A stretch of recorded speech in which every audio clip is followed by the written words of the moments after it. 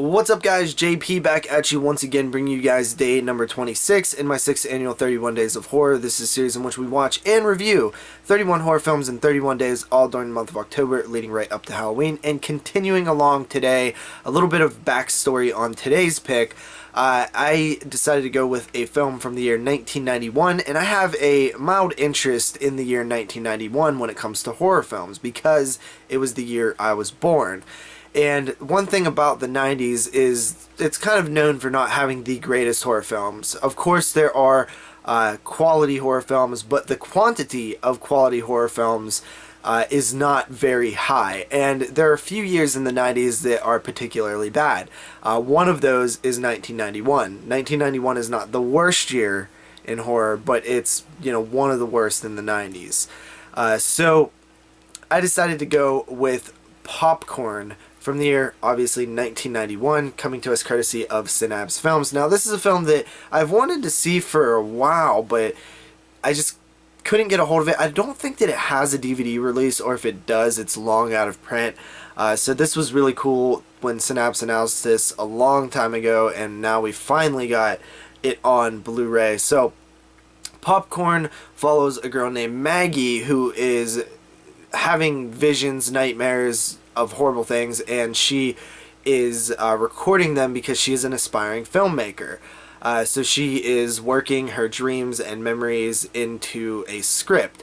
Her and a couple other film students go to sort of an abandoned theater to throw this sort of horror film fest type thing. Not really a film fest, but more of a marathon, like a midnight madness movie type thing.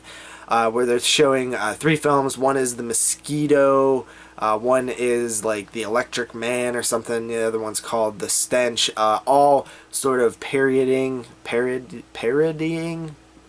are a parody of 50s and so on, B movies, which is kind of cool. It's like movies within the movie type thing.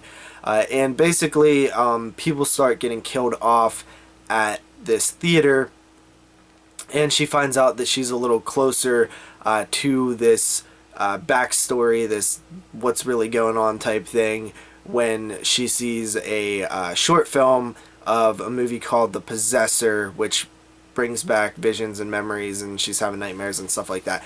I'll leave the plot off there. It's actually quite a complex plot for being what you would expect to be like a cheap independent film. I was actually a little lost at certain points. I think this film definitely will benefit from multiple viewings. Once you know the ending, then you can kind of piece everything together as it goes, and you won't be as confused. It's not like a confusing movie. It's pretty straightforward. It's just there was a lot going on. There's a lot of characters. The movie theater is packed with people, so like even the people that aren't main characters, you're just seeing a lot of faces, which could get you a little bit confused.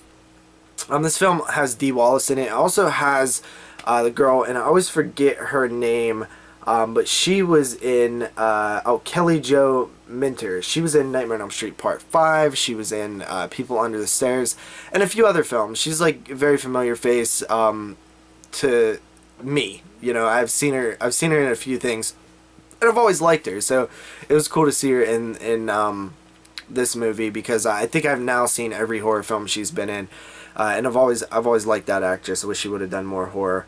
But you got some solid horror actors in here, so that's pretty cool. The film takes a while to get going, but fortunately the atmosphere is really cool because it's set in a movie theater, and movies set in a movie theater are really cool. You think demons, you think midnight movie, you think stuff like that. It's really a cool setting for a horror film, and this is a very extravagant set piece, this movie theater. A lot of background characters and extras and stuff like that. So I mean, it's pretty ambitious for what seems to be like an independent low budget film. So I was like really impressed with that. The kills aren't the greatest, honestly. The ending is cool, but as I'm watching it, it just feels like really unbelievable, everything that's kind of going on in this movie. Once you find out everything, it just feels like, okay, that's like a lot of things had to go a certain way for all this to happen. A little bit of things left unexplained. A little bit of cheesy and almost cringy dialogue at times, especially towards the end. But yeah, that is my feelings on Popcorn. I'm going to come in at a 7 out of 10. It's definitely worth a watch. Like, I'm happy I own this here. I'm going to check out some of the special features eventually because I think that will give me some insight into the background of the film, which should be cool. Alright, so I'll see you guys tomorrow with another review. Thank you for watching. Peace out.